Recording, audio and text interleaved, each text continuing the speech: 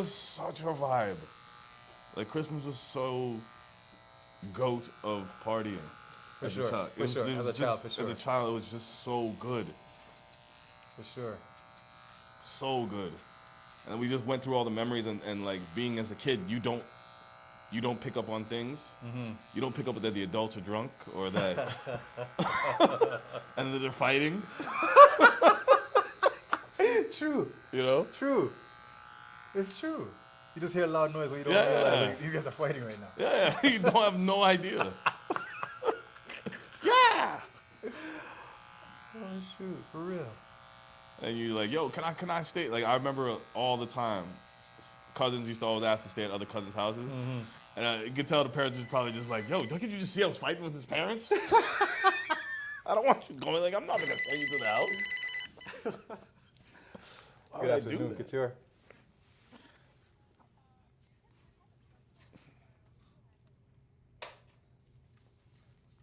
Yes.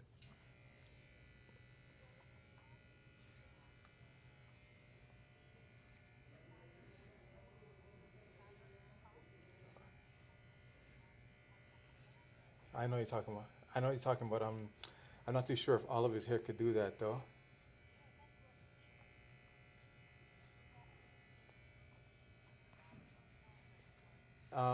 It would need extensions to do that. Well, we no, because we're not prepared to do that today.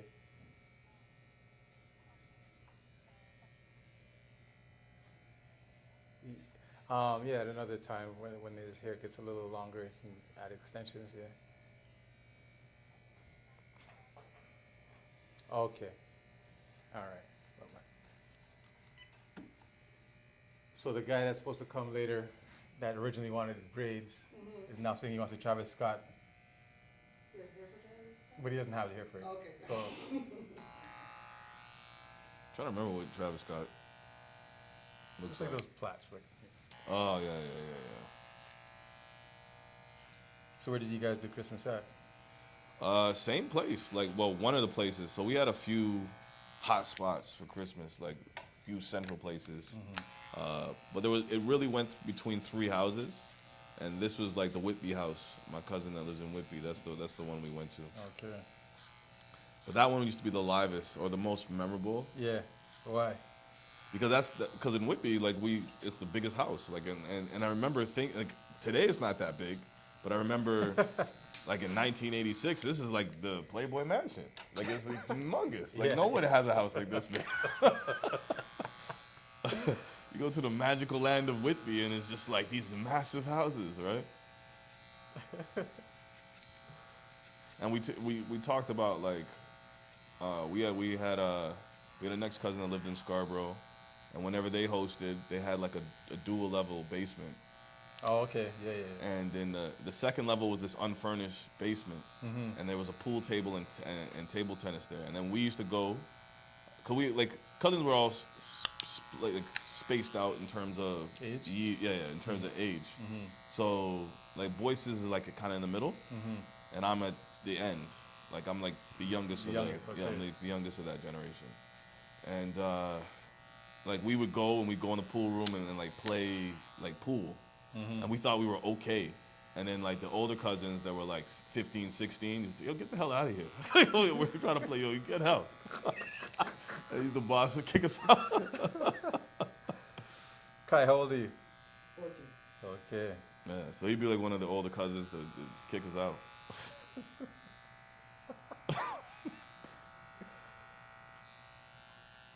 Holy smokes. And then we had a cousin that had any cousin that had the video game system was like that was a place to be. Like one cousin had Intellivision, In television. and then another one had Atari. And you I could had none of those. yo Intellivision. It was so stupid, but we could sit for hours playing these like games that just the people are blocks. So like me and Jay were talking about how we do boxing, and boxing was just like these pixelated these squares, right? But they had them in different colors. And like, yo, I want to be the red guy. Nah, man, no, red's a better boxer. Red's a much better boxer than blue. blue square. The blue squares. Horrible, horrible graphics. But we could be entertained by it for hours. Of course, there ain't nothing else. There's nothing else. Exactly. It's all we knew. That's all we knew. Imagine we got a glimpse into the future. Man. Dang. And then we play like Sega Genesis, and we thought that's what the real, like, graphics can't get better than this. Imagine you got a glimpse into the future, and then you have to come back to that life. Life would never be the same. No, it would never be the same. But we would have appreciated. But here's the thing: these kids, like, this game sucks. This game sucks. We never said anything sucks. Everything is great. And everything sucked. Everything sucks, but we thought it was great. We're like, yo, this is great. The kids look at these things that are great, like, this sucks. No one ever said this pixelated, yo, this sucks. And everyone's like, no, this is amazing. But you see kids like, nah, this sucks. All the time now. It's like, what a change. Like, man, somebody should have never gave these kids money. For 32 bits. For 32 bits, man. Maybe we're just, I don't know if we were stupid or... I don't know who's the dumb one in this case. Is it us or these kids of today? Because we were very, very happy. I guess they say ignorance is bliss. I guess we were the stupid ones. I guess we were the stupid ones. But, like, would you rather be ignorant and blissful, or would you rather know everything and or have everything and be like, yo, this sucks? I want more. I guess they say ignorance is bliss. Ignorance is bliss. Maybe they should have never made PlayStation 2. Just be like, they'll say, we can't get better than PlayStation 1. You gotta hold on to this technology. Yeah, we gotta hold on to this technology because do too much and like people just not appreciate it, man. Remember that there was a time when they weren't selling PlayStation 2s to South Korea? To North Korea? Is it? I don't remember this, but go on. Because the technology was so advanced that they could launch missiles with the PlayStation 2 chips. Is this true? You didn't know? Yo, you making this up, dude. Why would I make this up? Of all things. Because it's funny. Yeah, they couldn't purchase PlayStation 2 chips because they had the technology to launch. Yo, that needs a fact check. Yeah, it might even be PlayStation 1. PlayStation 1 has the... You know what? I wouldn't put it past North Korea. Let's just be honest here. I wouldn't put it past them.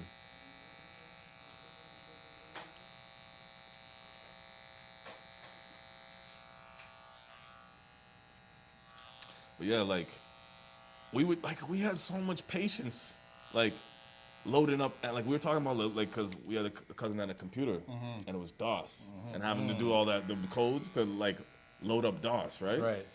But no, like, and it was almost like everything was a secret code. C, /, this. And you had to type it right, or else you couldn't get whatever to function properly. Yes. Yes. And you had to click run, or Yes. whatever. Yeah. Yes, that's right. And if you didn't remember these, like, all of that's life skills, huh? If you don't remember all this, then you're not playing the game. Not, here it is. And there's no Google to like... No, there's no Google to tell you exactly. Like, you better remember how to load up DOS. Yeah. I was 5 years old, knew, okay, put the floppy disk here, put in this code, and I want to play Wheel of Fortune. And then when you got the puzzle right, it would say applause, and I used to say, yo, a plus, man. Yo, my brother never even corrected me, he just laughed. He's like, yo, he said a plus.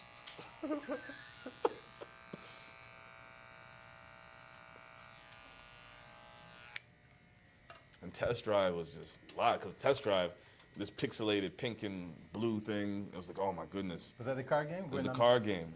And it looked like you had Lamborghini Countach, Ferrari Testarossa, a Lotus. And I was just like, yo, this looks like real life to me. Can't get better than this.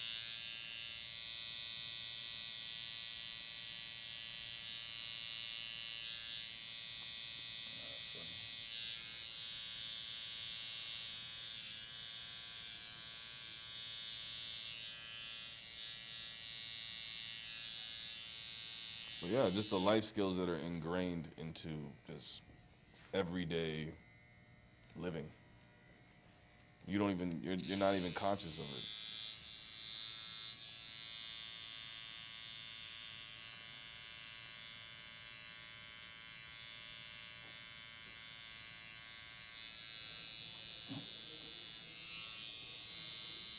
You watch Michael Jackson 40?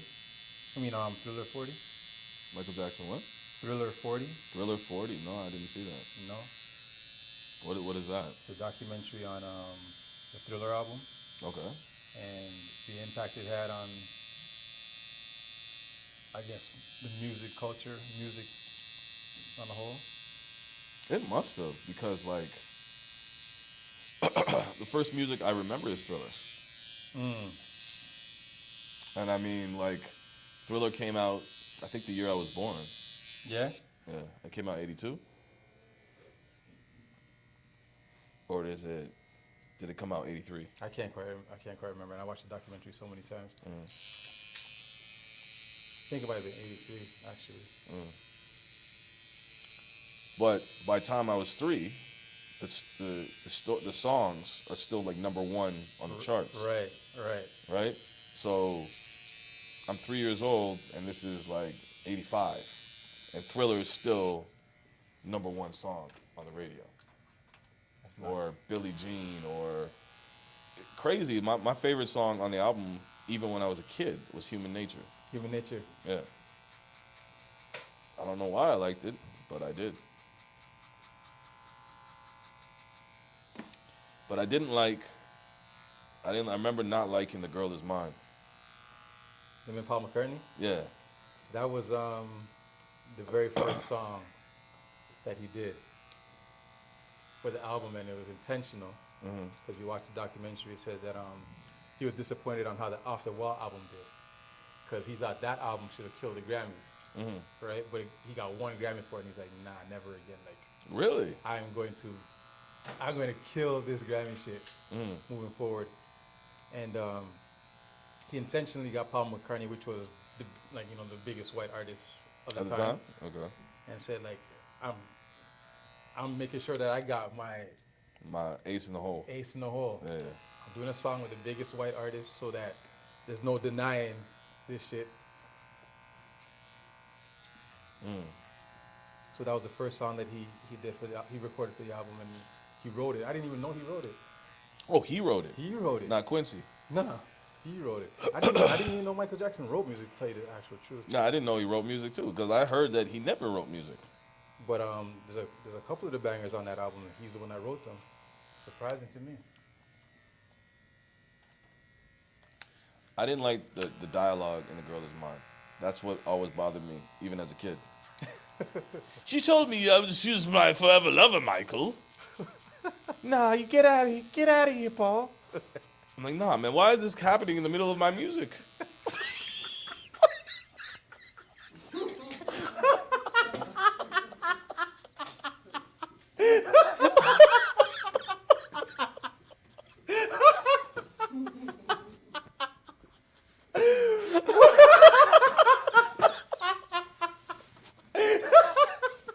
Why is this happening in the middle of my music?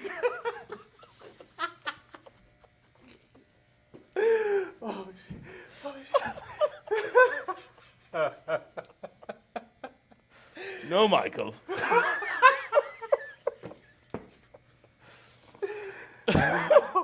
Yo, where you come from?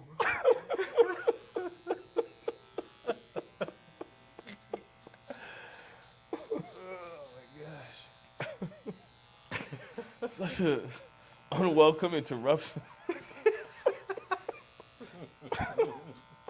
You guys are gonna fight, then really fight, man. Don't do this.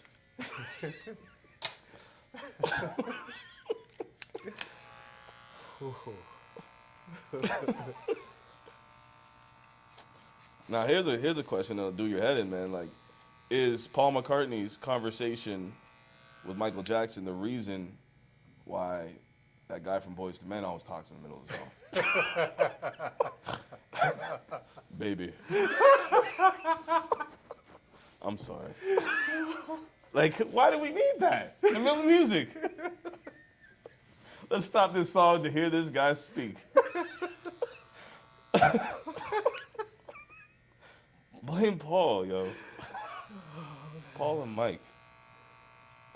So before that, I don't think anybody was doing it. Maybe they were. Orange Juice Joe. Who's Orange Juice Joe? I saw you and him walking in the rain. Oh, okay. What's up, man? How you doing? Good, good. Remember at the end of that song? Remind me. Because he saw his girl Yeah. and another guy walking in the rain. Okay. You were holding hands, Uh-huh. and I'll never be the same. So he goes home now, and he starts taking all her clothes and puts them into trash bags and Yeah, okay. rips off all the credit cards and say, hey, baby, I saw you. You didn't hear the song. If you didn't hear the song. Okay. You would lie, because I saw you. Nah, you go outside. Not done with these credit cards yet. No, try using these credit cards.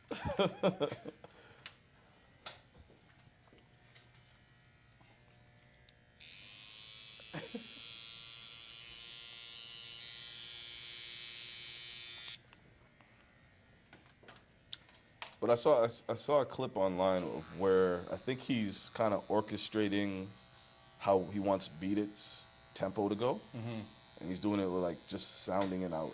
And so he's kind of saying, "I want the beat." I'm like, yo, they totally like reimagined this completely differently than the way I thought it went. I thought Quincy Jones was the one to sing. Like I thought Quincy Jones, is the one that's orchestrating all this stuff. So Quincy Jones orchestrated Michael's first album, and he orchestrated a lot of the sound and production of the Thriller album. But there's a few songs that Michael's like, He was like, I really need to do this one. Yes. Because I have a lot to say, especially in the Paul McCartney one. he wanted a rock song, so he created Beat It, and he got Slash. Slash. Slash. No, from Guns N' Eddie Roses. Van Halen. Eddie Van Halen plays the guitar. Eddie Van Halen. Get out So of here. here's the thing. Yeah. I'm watching the documentary, and they said Michael Jackson wanted a rock song, and then he got Eddie Van Halen to play the guitar, and I said, wait a second, fucking Beat It's a rock song, bro. Like I never registered it as a rock song. I just registered it as a pop song. Yeah, as a pop song. But I was like, yo, that's It is a rock It's song. a rock song. Yo, It's Michael Jackson. it's a rock song. Maybe if somebody was like screaming, they told you don't come around. But he's singing it like that. Yeah. Oh, you're thinking thrash, but Michael Jackson was singing like hard. No, he was singing hard. But if he had a rock, if he didn't have melody, because he has melody no matter what, right? Mm-hmm. But if they took the same lyrics, the same flow, and with a harsher voice, Right. it's a rock song. Right. Yeah. Right.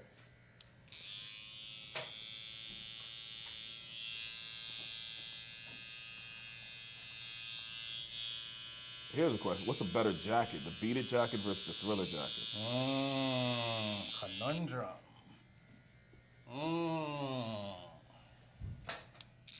Which jacket did you have? Neither. No. Nah.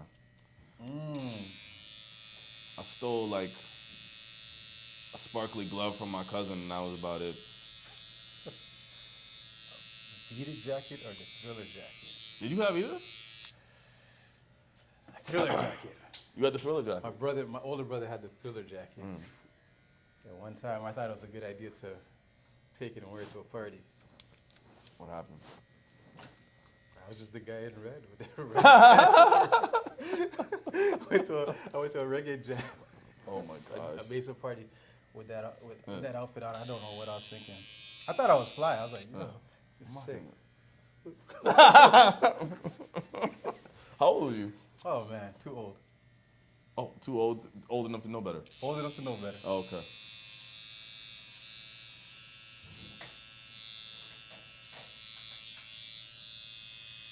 Probably I was like maybe 16.